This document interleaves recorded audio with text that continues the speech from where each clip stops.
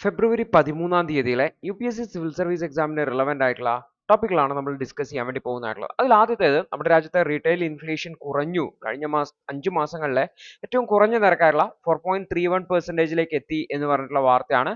Retail ഇൻഫ്ലേഷന്റെ graph നോക്കിക്കഴിഞ്ഞാൽ നമുക്ക് September മാസത്തിൽ അത് ഏകദേശം ഒരു 5.5% ഉണ്ടായിട്ടില്ല. നവംബർ ഒക്കെ ആകുമ്പോഴേക്കും അല്ലെങ്കിൽ ആ ഒരു സമയം ആകുമ്പോഴത്തേക്കും മെല്ലെ വർദ്ധിച്ച് ഒക്ടോബർ ഒക്കെ ആകുമ്പോഴത്തേക്ക് അത് 6ന്റെ മേലേക്ക് പോയിട്ടുണ്ടായിരുന്നു. അതിനുശേഷം കുറഞ്ഞ് ഇപ്പോൾ 4.31%ലേക്ക് എത്തി. അപ്പോൾ 4 ±2% എന്ന രീതിയിലാണ് retail inflation consumer price index control ചെയ്യുന്നതായിട്ടുള്ള അല്ലെങ്കിൽ ടാർഗറ്റ് ചെയ്യുന്നതായിട്ടുള്ളത് RBI റിസർവ് ബാങ്ക് ഓഫ് ഇന്ത്യയുടെ മോണിറ്ററി പോളിസി കമ്മിറ്റി ടാർഗറ്റ് ചെയ്യുന്നതായിട്ടുള്ളത്. അപ്പോൾ 6%-നും 2%-നും ഇടയിലായിട്ടാണ് ടാർഗറ്റ് ചെയ്യുന്നത്. അപ്പോൾ ആ റേഞ്ചിലേക്ക് കൊണ്ടുവരാൻ വേണ്ടി പറ്റി എന്നുള്ളതാണ് സിഗ്നിഫിക്കൻ്റ് ആയിട്ടുള്ളത്. അപ്പോൾ ഈ ഒരു ഡാറ്റയാണ് നമ്മൾ നോക്കാൻ വേണ്ടി പോകുന്നതായിട്ടുള്ളത്. അപ്പോൾ ഇന്ത്യയുടെ റീറ്റെയിൽ ഇൻഫ്ലേഷൻ 4.31%-ലേക്ക് എത്തി.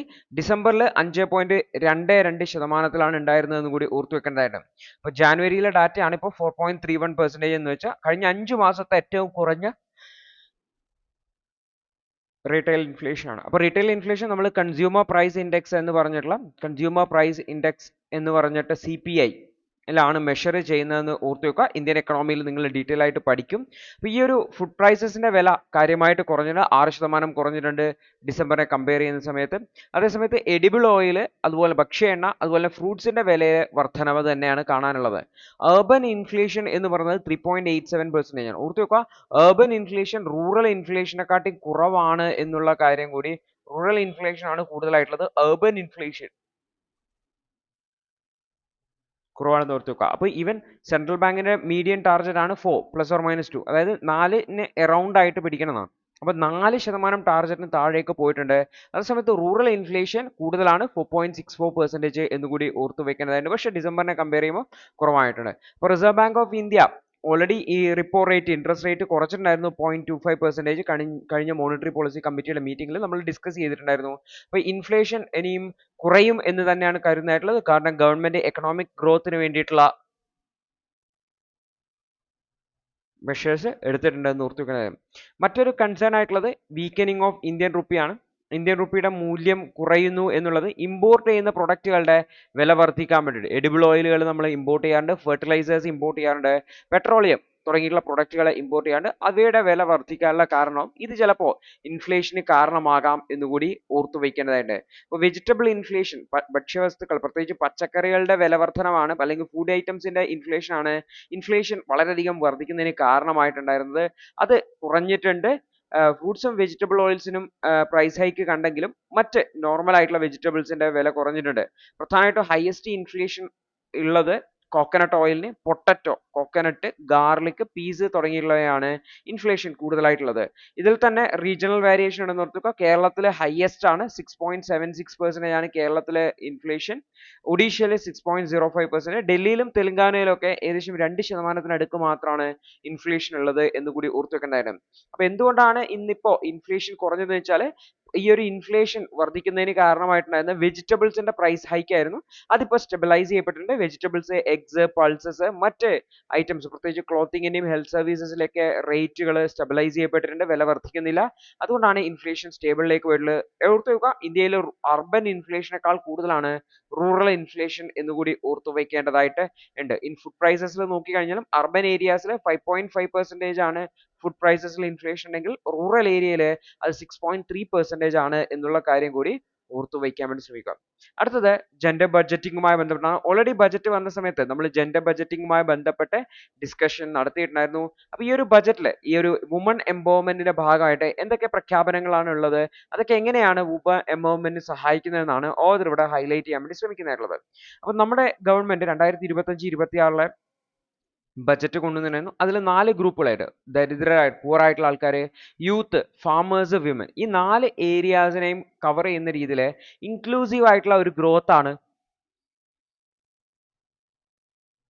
പ്ലാൻ ചെയ്തിരിക്കുന്നത്. അതിന്റെ ഭാഗമായിട്ട് വികസിത് ഭാരത് ഡെവലപ്ഡ് ഇന്ത്യ എന്ന് പറഞ്ഞുകൊണ്ട് ഒരു ആശയം, zero poverty, quality education, 100% skilled labour, woman participation economy എന്നിങ്ങനെ ആശയങ്ങളും മുന്നോട്ട് വെച്ചിട്ടുണ്ട്. അപ്പോൾ ജെൻഡർ ബജറ്റിംഗ് നോക്കിക്കഴിഞ്ഞാൽ ഒരു പ്രത്യേക ജെൻഡറിന് വേണ്ടി സെപ്പറേറ്റ് ആയിട്ട് ഫണ്ട് അലോക്കേഷൻ ആണ്. ഇവിടെ സ്ത്രീകളെ കുറിച്ചാണ് പറയുന്നത്. അപ്പോൾ ജെൻഡർ ബജറ്റിംഗ് എന്ന് പറയുന്നത് 8.8% ഇൻക്രീസ് ചെയ്തിട്ടുണ്ട്.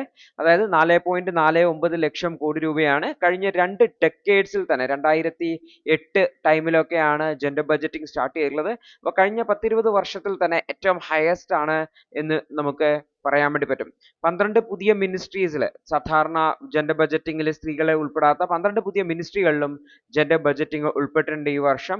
അതുവഴി പ്രത്യേകിച്ചും സ്കിൽ ഇന്ത്യ, ദീൻ ദയാൽ അന്ത്യോജന തുടങ്ങിയുള്ള പദ്ധതികൾ വഴി സ്ത്രീകളുടെ എംപവർമെന്റ് ആണ് ഫോക്കസ് ചെയ്യുന്നതായിട്ടുള്ളത്. ആദ്യത്തെ ഫോക്കസ് എന്ന് പറയുന്നത് ലേബർ ഫോഴ്സ് പാർട്ടിസിപ്പേഷനിൽ സ്ത്രീകളുടെ പാർട്ടിസിപ്പേഷൻ വർദ്ധിപ്പിക്കുക എന്നുള്ളതാണ്. Female labour force participation rate 2021-22 33% ആയിരുന്നെങ്കിൽ 23-24 ആകുമ്പോഴത്തേക്ക് അത് 42% എത്തിക്കാൻ വേണ്ടി പറ്റിയിട്ടുണ്ട്. അപ്പോൾ ഇത് ഈ ഒരു ജെൻഡർ ഗ്യാപ്പിനെ നാരോ ചെയ്ത് കൊണ്ടുവരാൻ വേണ്ടി ശ്രമിക്കുന്നുണ്ട് എന്നുള്ളത് ഇമ്പോർട്ടൻ്റ് ആണ്. അപ്പോൾ എക്കണോമിയിൽ 2047 കൂടിയിട്ട് ഇത് 70% വുമൺ പാർട്ടിസിപ്പേഷനിലേക്ക് എത്തിക്കാനാണ് ഗവൺമെന്റ് പദ്ധതി ഇടുന്നത്. അതിനുവേണ്ടിയുള്ള സ്കില്ലിംഗ് പ്രോഗ്രാമുകൾ, എന്റർപ്രണർഷിപ്പ് പ്രോഗ്രാമുകൾ, റിസോഴ്സസുകൾ ആക്സസ് ആക്കുന്നതിന് വേണ്ടിയുള്ള സൗകര്യങ്ങളൊക്കെയാണ് ഗവൺമെന്റ് ബജറ്റിലൂടെ ചെയ്യുന്നതായിട്ടുള്ളത്. അതിനു വേണ്ടിയിട്ട് സ്ത്രീകൾക്കും കുട്ടികൾക്കുമായിട്ട് 52% ഫണ്ടിന്റെ 52% അലോക്കേഷൻ സ്ത്രീകൾക്കും കുട്ടികൾക്കുമായിട്ടുണ്ട് എന്ന് കൂടി ഓർത്ത് വെക്കുക. ഇതുകൂടാതെ ഗിഗ് വർക്കേഴ്സിനും സോഷ്യൽ സെക്യൂരിറ്റി നൽകിയിട്ടുണ്ട്. അപ്പോൾ ഗിഗ് വർക്കേഴ്സിനെ ഫോർമലൈസ് ചെയ്യുന്നതിന് വേണ്ടിയിട്ടും അവരെ ഈ ശ്രാം പോർട്ടലിൽ രജിസ്റ്റർ ചെയ്യാൻ വേണ്ടിയിട്ടും ആവശ്യപ്പെടുന്നുണ്ട് എന്നുള്ള കാര്യം നമ്മൾ ഡിസ്കസ് ചെയ്തിട്ടുണ്ടായിരുന്നു. അപ്പോൾ ഇതിലെ സ്ത്രീകളും ഇൻഫോർമൽ സെക്ടറിൽ വർക്ക് ചെയ്യുന്ന സ്ത്രീകൾക്കും ഇതിന്റെ ഒരു റെക്കഗ്നൈസേഷൻ കിട്ടും. അവർക്കും സോഷ്യൽ സെക്യൂരിറ്റി എൻടൈറ്റിൽമെന്റ്സ് ഉണ്ടാവും. ഫിനാൻഷ്യൽ ഇൻക്ലൂഷന്റെ ഭാഗമായിട്ട് അവർ മാറും എന്നുള്ളതാണ്. കൂടാതെ ഗിഗ് എക്കണോമിക് വർക്കേഴ്സിന് അവർക്ക് ജോബ് സെക്യൂരിറ്റി, മെറ്റേണിറ്റി ബെനിഫിറ്റുകൾ, അതുപോലെ ലേബർ റൈറ്റുകൾ, മറ്റ് തൊഴിലാളികളുടെ അവകാശങ്ങൾ ലഭിക്കുന്നുണ്ട് എന്ന് ഉറപ്പുവരുത്താൻ വേണ്ടിയിട്ട് സാധിക്കുമെന്ന് ഓർത്തുവെക്കുക. ഇത് സ്ത്രീകളെയും സഹായിക്കും. മറ്റൊന്നാണ് centre of excellence on AI develop ചെയ്യുന്നതിനെ കുറിച്ച് പറഞ്ഞിട്ടുണ്ടായിരുന്നു. അതിൽ സ്ത്രീകൾക്കും എഡ്യൂക്കേഷൻ, സ്കിൽ ഡെവലപ്മെന്റ്, എംപ്ലോയ്മെന്റ് കിട്ടും. അപ്പോൾ സ്ത്രീകളെയും ഡിജിറ്റൽ എഡ്യൂക്കേഷന് കൊണ്ടുവരുന്നു, അവർക്ക് സ്കില്ലുകൾ നടത്തുന്നു, ഇക്വിറ്റബിൾ ആയിട്ടുള്ള വർക്ക് ഫോഴ്സ് ഔട്ട്കംസ് ഉണ്ടാക്കാൻ വേണ്ടിയിട്ട് ഇതും സഹായിക്കുന്നു എന്ന് പറയാൻ വേണ്ടിയിട്ടും. അഗ്രികൾച്ചറിലും എന്റർപ്രണർഷിപ്പിലും സ്ത്രീകൾക്ക് സപ്പോർട്ട് പ്രഖ്യാപിച്ചിട്ടുണ്ട്. കിസാൻ ക്രെഡിറ്റ് കാർഡുകൾ ഫിനാൻഷ്യൽ കാർഡുകളാണ്. കിസാൻ ക്രെഡിറ്റ് കാർഡുകൾ ബാങ്കിൽ നിന്ന് ലഭ്യമാക്കുന്നതിന് വേണ്ടി വുമൺ ഫാമേഴ്സിനും എന്റർപ്രണേഴ്സിനും ലഭിക്കുന്ന രീതിയിലേക്ക് സിംപ്ലിഫൈ ചെയ്യുന്നുണ്ട്. അതുപോലെ വുമൺ ഓൺഡ് ആയിട്ടുള്ള MSMEകൾക്ക് 20.5% നമ്മുടെ സെക്ടറിനുള്ളത്. അതിൽ ഏകദേശം 27 മില്യൺ 2.7 കോടിയോളം ആൾക്കാരെ എംപ്ലോയ് ചെയ്യുന്നുണ്ട് എന്നുകൂടി ഓർത്ത് വെക്കുക. അപ്പോൾ ബഡ്ജറ്റിലെ കൊലാറ്ററൽ ഫ്രീ ലോണുകൾ, ഫിനാൻഷ്യൽ ലിറ്ററസി ഒക്കെ പ്രൊവൈഡ് ചെയ്യാൻ വേണ്ടി ശ്രമിക്കുന്നുണ്ട്.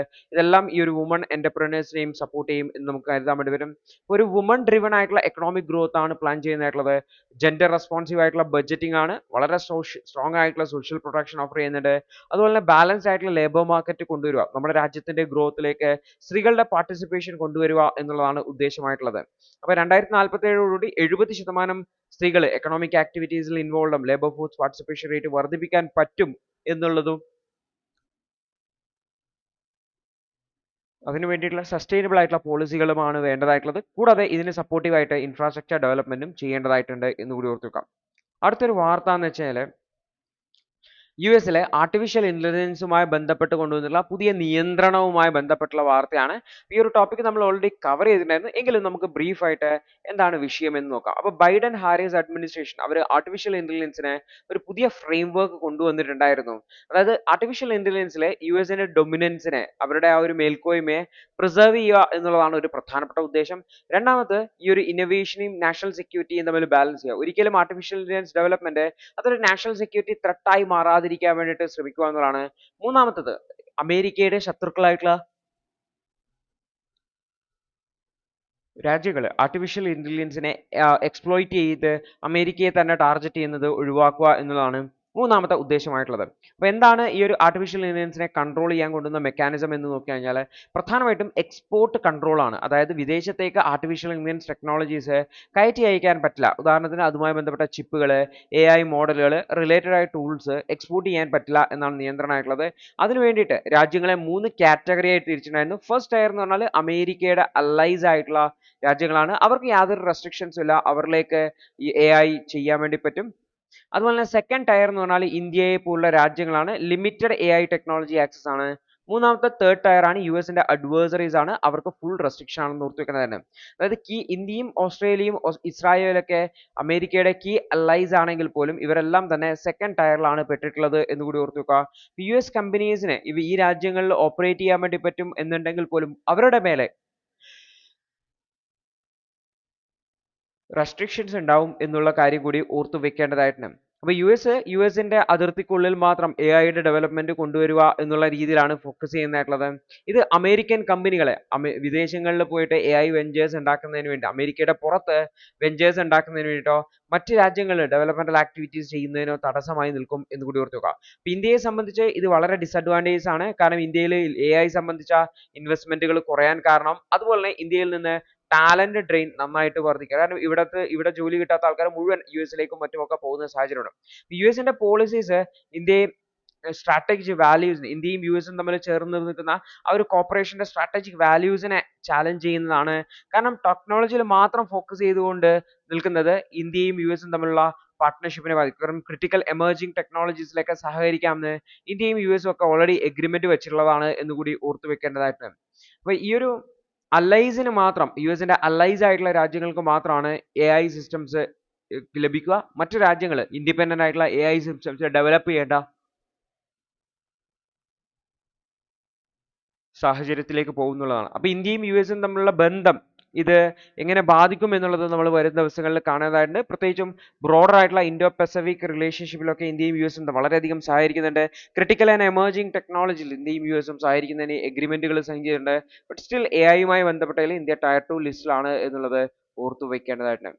അടുത്തൊരു വാർത്ത, ശിക്ഷിക്കപ്പെട്ട ആൾക്കാരെ പെർമനന്റ്ലി ഇലക്ഷനിൽ മത്സരിക്കൽ നിന്നും ബാൻ ചെയ്യേണ്ടതുണ്ടോ എന്നതിനെ സംബന്ധിച്ചുള്ള ഒരു ആർട്ടിക്കിൾ ആണ്. പ്രത്യേകിച്ച് നമ്മുടെ രാജ്യത്ത് ക്രിമിനലൈസേഷൻ ഓഫ് പൊളിറ്റിക്സ് ഒക്കെ വർദ്ധിച്ചു വരുന്ന സമയത്ത്, അല്ലെങ്കിൽ ക്രിമിനൽ കേസുകളിൽ പെട്ട ആൾക്കാരൊക്കെയാണ് മത്സരിക്കുന്നതും വിജയിക്കുന്നതും എന്നുള്ള സാഹചര്യത്തിൽ ഈ ഒരു വാർത്തയ്ക്ക് വളരെ ഇമ്പോർട്ടൻസ് ഉണ്ട് എന്ന് കൂടി ഓർത്ത് വെക്കാം. ഇപ്പൊ സുപ്രീം കോടതി ഇതുമായി ബന്ധപ്പെട്ട ഒരു പെറ്റീഷൻ കേൾക്കുവാണ്. കൺവിക്റ്റഡ് ആയിട്ടുള്ള പേഴ്സൺ, ശിക്ഷിക്കപ്പെട്ട വ്യക്തികളെ ലൈഫ് ടൈം ബാൻ ചെയ്യുക ഇലക്ഷനിൽ കോണ്ടസ്റ്റ് ചെയ്യുന്നതിൽ നിന്നും എന്നാണ് പറയുന്നതായിട്ടുള്ളത്.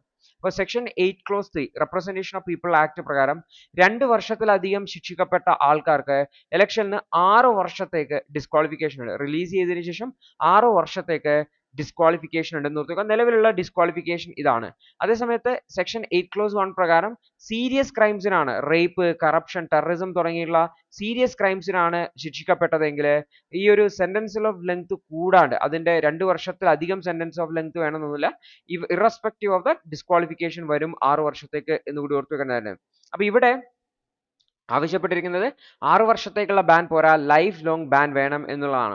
അപ്പൊ മുന്നേ ഉള്ള ഡിസിഷൻസ്, ADR കേസ് 2002 കാൻഡിഡേറ്റ്സ് അവരുടെ ക്രിമിനൽ റെക്കോർഡ്സ് ഇലക്ഷന് മുന്നേ ഡിസ്ക്ലോസ് ചെയ്യണം എന്ന് പറഞ്ഞിട്ടുണ്ടായിരുന്നു. അതുപോലെ തന്നെ CEC ചീഫ് ഇലക്ഷൻ കമ്മീഷണർ വാസ് ജാൻ ഷൗക്കിദാർ കേസ് 2013 ഇത്തരത്തിലുള്ള അണ്ടർ ട്രയൽ പ്രസനേഴ്സിന് ഇലക്ഷനിൽ മത്സരിക്കാൻ പറ്റില്ല എന്ന് കോടതിയിൽ നിന്ന് പറഞ്ഞിട്ടുണ്ടായിരുന്നു. ലില്ലി തോമസ് കേസിലാണ് ഈ ഒരു അതായത് ഏതെങ്കിലും ഒരു MPയോ MLAയോ ഒക്കെ ശിക്ഷിക്കപ്പെട്ടാൽ ഉടനെ തന്നെ ഹയർ കോർട്ടിൽ അപ്പീൽ കൊടുത്തിട്ട് അവര് MP MLA സ്ഥാനത്ത് തുടരുന്ന ഒരു സാഹചര്യം ഉണ്ടായിരുന്നു. അത്തരത്തിൽ പറ്റില്ല എന്നുള്ളത് ലില്ലി തോമസ് കേസ് 2013 സുപ്രീം കോടതി പറഞ്ഞിരുന്നു. അപ്പീൽ കൊടുത്തിട്ട് തീരാൻ പറ്റില്ല, ശിക്ഷിക്കപ്പെട്ടാൽ ഉടനെ തന്നെ റിസൈൻ ചെയ്യേണ്ടതായിട്ടുണ്ട്. അതുപോലെ ഇലക്ഷൻ കമ്മീഷൻ ഓഫ് ഇന്ത്യയും പറഞ്ഞിട്ടുണ്ടായിരുന്നു, ഇലക്ഷൻ കമ്മീഷന് ഈ ഒരു കൺവിക്റ്റഡ് ആയിട്ടുള്ള CMന്റെ ഡിസ്ക്വാളിഫിക്കേഷന്റെ അത് റെഡ്യൂസ് ചെയ്തിട്ടുണ്ടായിരുന്നു. ഇതും കൺസേൺ ആയിട്ട് മാറിയിട്ടുണ്ടായിരുന്നു എന്നുകൂടി ഓർത്തു. അപ്പൊ കറന്റ് പെറ്റീഷൻ എന്താണെന്ന് വെച്ചാൽ ഇത്തരത്തിലുള്ള ശിക്ഷിക്കപ്പെട്ട ആൾക്കാർക്ക് ലൈഫ് ടൈം ബാൻ നൽകണം എന്നുള്ളതാണ് പറയുന്നത്. കാരണം അവർ പബ്ലിക് ഓഫീസ് ഹോൾഡ് ചെയ്യാൻ ഫിറ്റ് അല്ല എന്നാണ് പെറ്റീഷനേഴ്സ് പറയുന്നതായിട്ടുള്ളത്. അപ്പൊ ഗവൺമെന്റ് പറയുന്നത് വെച്ചാൽ 6 വർഷം എന്ന് പറയുന്നത് MPമാരെയും MLAയെ സംബന്ധിച്ചൊക്കെ സഫീഷ്യന്റ് ആണ്, അവർ ഗവൺമെന്റ് എംപ്ലോയീസിന്റെ റൂൾസുമായിട്ടൊന്നും ബൗണ്ടഡ് അല്ല എന്നുള്ളതാണ് ഗവൺമെന്റ് വാദിക്കുന്നതായിട്ടുള്ളത്.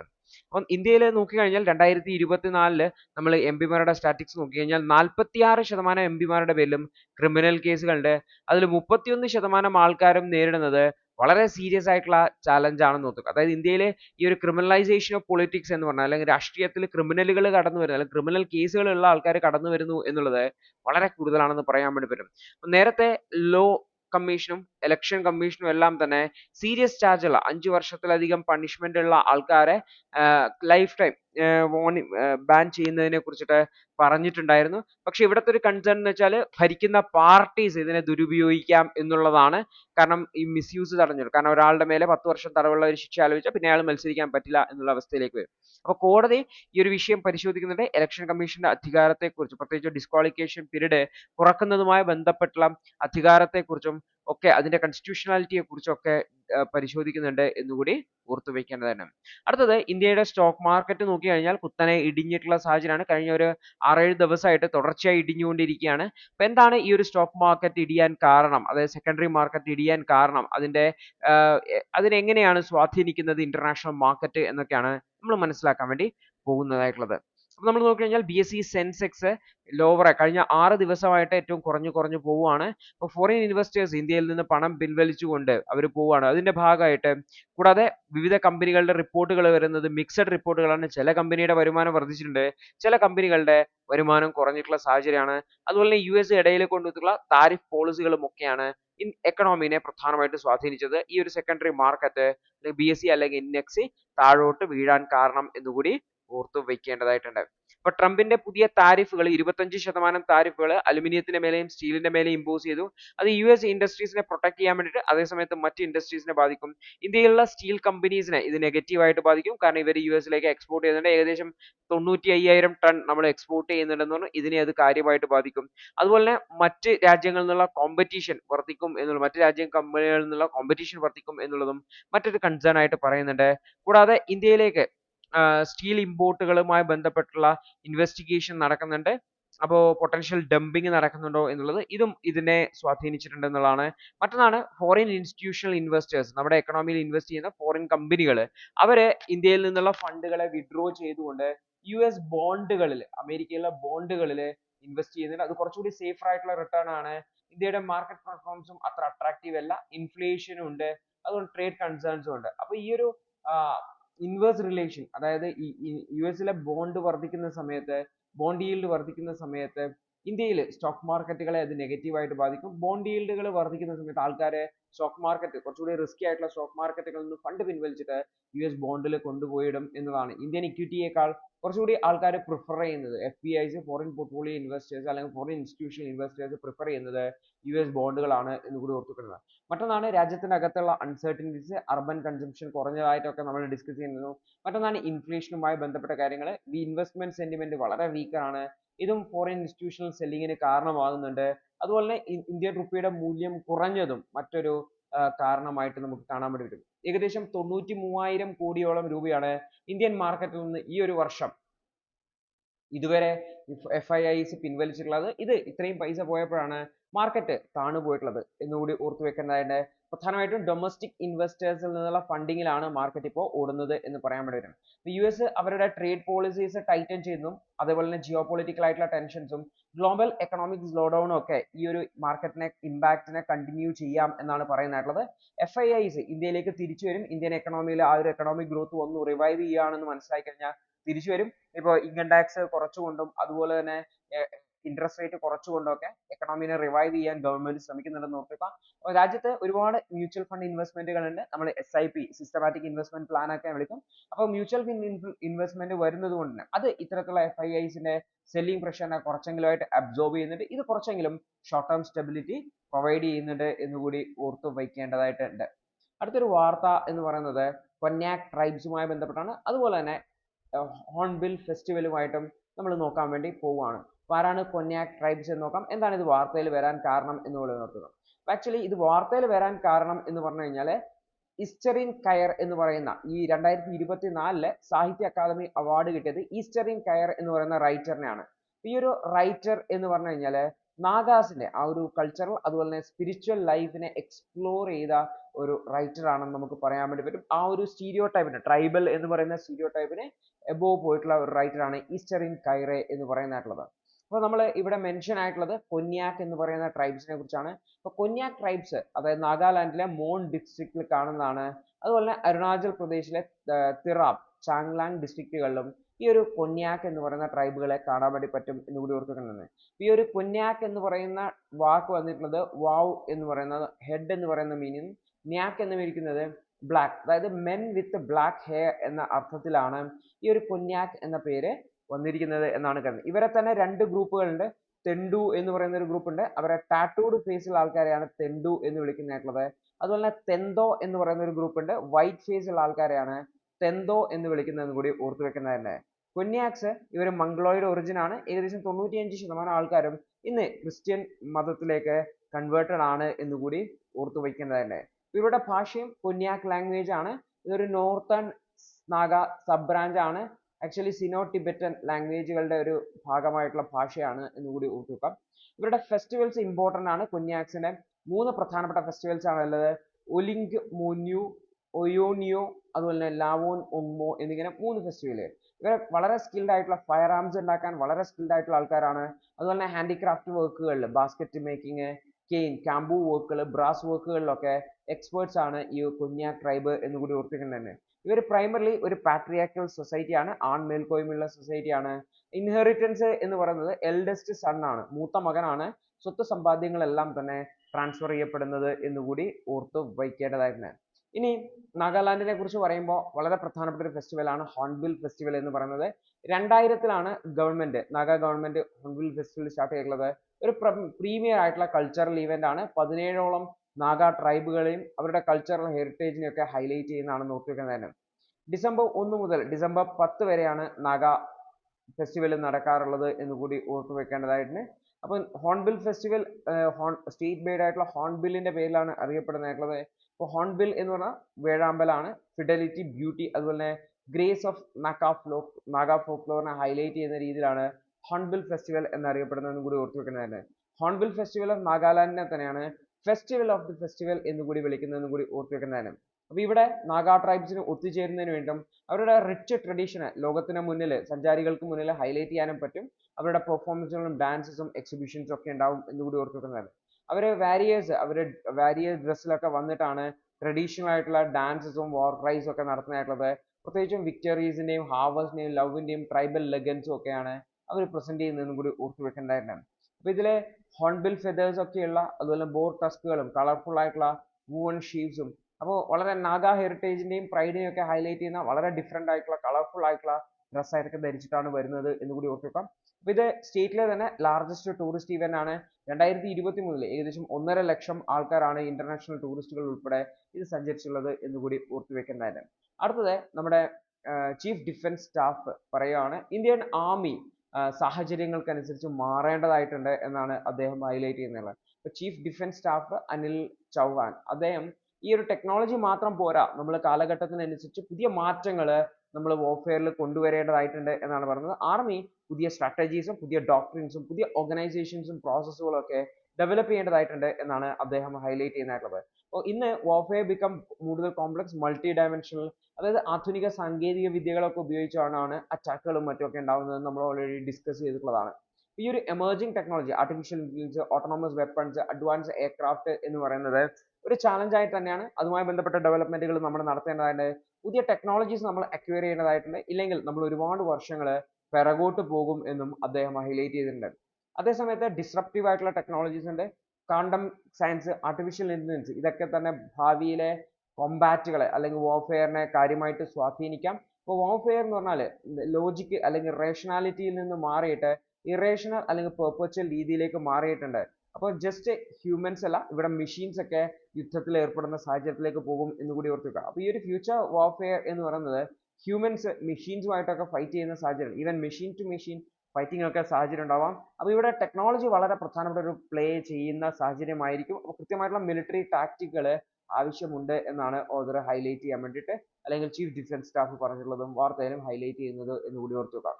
അടുത്തത് ഇന്ത്യയുടെ ഇൻഡസ്ട്രിയൽ ഔട്ട്പുട്ട് ഡിസംബറിൽ കുറവാണ് എന്നാണ് പറഞ്ഞത്. കഴിഞ്ഞ 4 മാസത്തെ കുറവാണ്, അതായത് ഇൻഡസ്ട്രി അത്ര സ്ട്രോങ് അല്ല എന്നാണ് IIP കാണിക്കുന്നതായിട്ടുള്ളത്. നമുക്ക് നോക്കാം എന്താണ് IIPയുടെ ഡാറ്റ എന്നുള്ളത്. ഇന്ത്യയുടെ ഇൻഡസ്ട്രിയൽ ഔട്ട്പുട്ട് എന്ന് പറയുന്നത് 3.2% കുറഞ്ഞിട്ടുള്ളത്. കഴിഞ്ഞ 4 മാസത്തെ ഏറ്റവും കുറഞ്ഞതാണെന്ന് നോക്കിക്കാം. മാനുഫാക്ചറിങ് 3%, വർദ്ധിച്ചിട്ടുണ്ട്. മൈനിങ് 2.6% വർദ്ധിച്ചിട്ടുണ്ട്. പക്ഷെ കൺസ്യൂമർ നോൺ ഡ്യൂറബിൾ പ്രൊഡക്റ്റുകൾ 7.6% കുറയുകയാണ് ചെയ്തത്. ഇലക്ട്രിസിറ്റി ജനറേഷൻ 6.2% വർദ്ധിച്ചിട്ടുണ്ട്. അതുപോലെ തന്നെ നവംബറിലെ ഗ്രോത്തിനെ 5% എന്നുള്ളതിനെ 5% 2% റിവൈവ് ചെയ്തിട്ടുണ്ടെന്ന് ഓർക്കുക. പിന്നെ ക്യാപിറ്റൽ ഗുഡ്സ് 10% വർദ്ധിച്ചിട്ടുണ്ട്. കൺസ്യൂമർ ഡ്യൂറബിൾസ് 8.3% വർദ്ധിച്ചിട്ടുണ്ട്. Infrastructure construction goods 6.3%, intermediate primary goods 5.3%, 3.8% വർദ്ധിച്ചിട്ടുണ്ട്. അപ്പോൾ ഇൻഡസ്ട്രിയൽ ആക്ടിവിറ്റി എന്ന് പറയുന്നത് second half of the physical year uncertain തന്നെയാണ്. ഇൻഡസ്ട്രിയൽ ആക്ടിവിറ്റി കുറയുന്നതായിട്ടാണ് കാണുന്നത്. ഇത് ഗ്രോത്തിനെ ബാധിക്കാൻ അല്ലെങ്കിൽ GDP ഗ്രോത്തിനെയും കാര്യമായിട്ട് ബാധിക്കും എന്നുള്ള കാര്യം കൂടി ഓർത്തു വയ്ക്കേണ്ടതായിട്ടുണ്ട്. അടുത്തത് ആർട്ടിഫിഷ്യൽ ഇന്റലിജൻസിനെ എങ്ങനെ നമുക്ക് മരുന്നുകളുടെ ഡെവലപ്മെന്റിൽ യൂസ് ചെയ്യാം. ഹ്യൂമൻ ബയോളജിയുമായിട്ട് കുറെ കൂടി കോമ്പാറ്റിബിൾ ആയിട്ടുള്ള ഡ്രഗ് റെസിസ്റ്റൻസ് ഒന്നും ഇല്ലാത്ത ഡ്രഗുകളെ ഡെവലപ്പ് ചെയ്യാൻ വേണ്ടിയിട്ട് AI യൂസ് ചെയ്യാൻ പറ്റും എന്നാണ് ഓതർ ഹൈലൈറ്റ് ചെയ്യാൻ വേണ്ടി ശ്രമിക്കുന്നതായിട്ടുള്ളത്.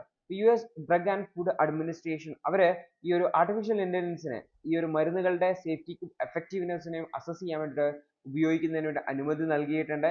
അപ്പോൾ ഇത്തരത്തിലുള്ള ഡ്രഗ് റിലേറ്റഡ് ആയിട്ടുള്ള AI അപ്ലിക്കേഷനെ സംബന്ധിച്ച് ഒരുപാട് സബ്മിഷൻസ് വരുന്നുണ്ട്. അപ്പോൾ കഴിഞ്ഞ AI ബേസ്ഡ് ആയിട്ടുള്ള ഡ്രഗ് ഡെവലപ്മെന്റുമായി ബന്ധപ്പെട്ട് 10 മടങ്ങിലധികം അപ്ലിക്കേഷൻസ് ആണ് കുറഞ്ഞ വർഷങ്ങളായിട്ട് വന്നിട്ടുള്ളത് എന്നുകൂടി ഓർത്തു വയ്ക്കേണ്ടതായിട്ടുണ്ട്. അപ്പോൾ ആർട്ടിഫിഷ്യൽ ഇന്റലിജൻസ് ഉപയോഗിച്ചുകൊണ്ട് നമുക്ക് ഹ്യൂമൻ ഡാറ്റ ഉണ്ട്. ഇത് വെച്ച് അനിമൽ ടെസ്റ്റിംഗ് ഒക്കെ കുറച്ചുകൊണ്ട് ഡ്രഗുകളുടെ റെസ്പോൺസ് വ്യത്യസ്ത മനുഷ്യന്മാരിൽ എങ്ങനെയാണ് എന്ന് നമുക്ക് പ്രെഡിക്റ്റ് ചെയ്യാൻ വേണ്ടി പറ്റും. ഇപ്പോൾ വൾണറബിൾ ആയിട്ടുള്ള പോപ്പുലേഷൻസിന് ആ ഡ്രഗ് യൂസബിൾ ആണോ എന്നുള്ളത് നമുക്ക് ടെസ്റ്റ് ചെയ്യാൻ വേണ്ടി പറ്റും എന്ന് ഓർത്ത് വെക്കേണ്ടതാണ്. അപ്പോൾ അൺവാണ്ടഡ് ആയിട്ടുള്ള സൈഡ് എഫക്ട്സുകൾ ഉണ്ടെങ്കിൽ അത് പ്രെഡിക്റ്റ് ചെയ്യാനും മറ്റുമൊക്കെ ആർട്ടിഫിഷ്യൽ ഇന്റലിജൻസിന് പറ്റും എന്നുകൂടി ഓർത്ത് വെക്കേണ്ടതായിട്ടുണ്ട്. അപ്പോൾ കുറച്ചുകൂടി പ്രോസസ്സിനെ എഫിഷ്യന്റ് ആക്കി മാറ്റാൻ വേണ്ടിയിട്ട് ആർട്ടിഫിഷ്യൽ ഇന്റലിജൻസിന്റെ ഉപയോഗം കൊണ്ട് പറ്റും എന്നുള്ളതാണ്. ഇനി ഈ ഒരു ഡ്രഗ് ഡെവലപ്മെന്റിൽ എന്ന് വെച്ചാൽ ഹൈ ക്വാളിറ്റി AI മോഡൽസ് വേണം, അൺബയാസ്ഡ് ഡാറ്റ വേണം. കാരണം ഡാറ്റയിൽ എന്തെങ്കിലും തെറ്റുണ്ടായി കഴിഞ്ഞാൽ മരുന്ന് ഉണ്ടാക്കുന്നതിലും തെറ്റ് വരും, ടെസ്റ്റിംഗ് തെറ്റിപ്പോകും. അതുകൊണ്ട് തന്നെ ഡാറ്റ ഹൈ ക്വാളിറ്റി ആയിരിക്കണം. അതുപോലെ തന്നെ ഈ ഒരു AI മോഡൽസ് വളരെ പവർഫുൾ ആയിട്ടുള്ള മോഡൽസ് ആയിരിക്കണം എന്നുകൂടി ഓർത്ത് വയ്ക്കേണ്ടതായിട്ടുണ്ട്. അതുപോലെ തന്നെ ട്രാൻസ്പെറൻസി, മോഡൽ റിലയബിലിറ്റി ഇമ്പോർട്ടൻ്റ് ആണ്. AIയുടെ ഡിസിഷൻ മേക്കിംഗ് പ്രോസസ്സ് പലപ്പോഴും സ്ക്രൂട്ടിനി ചെയ്യാറില്ല എങ്ങനെയാണ് അത് ചെയ്യുന്നത് എന്നുള്ളത്. പക്ഷെ അതും ചെയ്യേണ്ടത് ആവശ്യത്തിലേക്ക് വരും എന്നുള്ളതാണ്. അപ്പോൾ AI ഗൈഡ് ലൈൻസ് ഗ്ലോബലി അതുപോലെ തന്നെ നാഷണലി അഡോപ്റ്റ് ചെയ്യേണ്ടതായിട്ടുണ്ട്. മറ്റ് റെഗുലേറ്ററി ബോഡീസ് യൂറോപ്യൻ മെഡിസിൻസ് ഒക്കെ already AI regulations guidelines കൊണ്ടുവന്നിട്ടുണ്ട്. 2023 ഇന്ത്യയും AI ജനറേറ്റഡ് ഡാറ്റ ഡ്രഗ് അസസ്മെന്റുകളിൽ യൂസ് ചെയ്യാൻ വേണ്ടിയിട്ട് അമെൻമെന്റ് നടത്തിയിട്ടുണ്ടായിരുന്നു. അതായത് അനിമൽ ട്രയൽസിനെ കുറക്കുന്നതിന് വേണ്ടിയിട്ട് എന്നതാണ്. അപ്പോൾ ഈ ഒരു ഗൈഡ് ലൈൻസ് ആണ് ഡ്രഗ് അപ്രൂവൽ പ്രോസസ്സിനെ സ്റ്റാൻഡർഡൈസ് ആയിട്ട് നിൽക്കുന്നത്. പക്ഷേ സേഫ്റ്റി മെഷേഴ്സ് ഇംപ്രൂവ് ചെയ്യേണ്ടതിന് ആവശ്യമായിട്ടുള്ള സ്റ്റെപ്പുകൾ എടുക്കേണ്ടതായിട്ടുണ്ട് എന്നുകൂടി ഓർത്ത് വെക്കാം. അടുത്തൊരു വാർത്ത തമിഴ്നാട് എന്നുള്ള നമ്മൾ കഴിഞ്ഞ ദിവസം ഡിസ്കസ് ചെയ്ത തമിഴ്നാട് എന്ന് സുപ്രീം കോടതിയിൽ ചോദ്യം ചെയ്യപ്പെട്ടതാണ് തമിഴ്നാട് ഗവൺമെന്റും അവിടുത്തെ ഗവർണറും തമ്മിലുള്ള ഇഷ്യൂ. ഈ ഒരു വിഷയവുമായി ബന്ധപ്പെട്ട എഡിറ്റോറിയലാണ് നമ്മൾ ഓൾറെഡി ഒരു ടോപ്പിക് ഡിസ്കഷൻ ചെയ്തിട്ടുണ്ടായിരുന്നു. ആർട്ടിക്കിൾ 200 ബന്ധപ്പെട്ടൊക്കെ ഓർത്ത് വെക്കാൻ വേണ്ടി ശ്രമിക്കുക. ഇമ്പോർട്ടൻ്റ് ആയിട്ടുള്ള ഒരു ഏരിയ ആണ് എന്നുള്ളത് മനസ്സിലാക്കുക. അടുത്തത് ന്യൂക്ലിയർ എനർജി, നമ്മൾ ആ ഒരു ആക്ടുകളെ അമെൻമെന്റ് ചെയ്യുന്നത്, സിവിൽ ലയബിലിറ്റി കുറക്കുന്നത്, സപ്ലയർ ലയബിലിറ്റി കുറക്കുന്ന രീതിയിൽ അമെൻമെന്റ് ചെയ്യുന്നത് നെഗറ്റീവായിട്ട് ബാധിക്കുന്നു. എന്തെങ്കിലും ഒരു ദുരന്തം അവരുടെ പ്രൊഡക്റ്റുകളുമായി ബന്ധപ്പെട്ട് ഉണ്ടായി കഴിഞ്ഞാലും ഈ ഒരു സ്ഥാപനങ്ങൾ കൈകഴുകുന്ന സാഹചര്യത്തിലേക്ക് പോകും എന്നൊക്കെയാണ് ഓതർ ഹൈലൈറ്റ് ചെയ്യാൻ വേണ്ടി പോകുന്നത്. ഈ ഒരു ടോപ്പിക് നമ്മൾ ഓൾറെഡി ഡിസ്കസ് ചെയ്തുകൊണ്ട് വീണ്ടും ആവർത്തിക്കുന്നില്ല. ഇത്രയും ടോപ്പിക്കുകളാണ് ഇന്നേ ദിവസം ഉണ്ടായിരുന്നത്. കൃത്യമായിട്ട് മനസ്സിലാക്കുക, കൃത്യമായിട്ട് റിവിഷൻ ചെയ്യുക. All the best.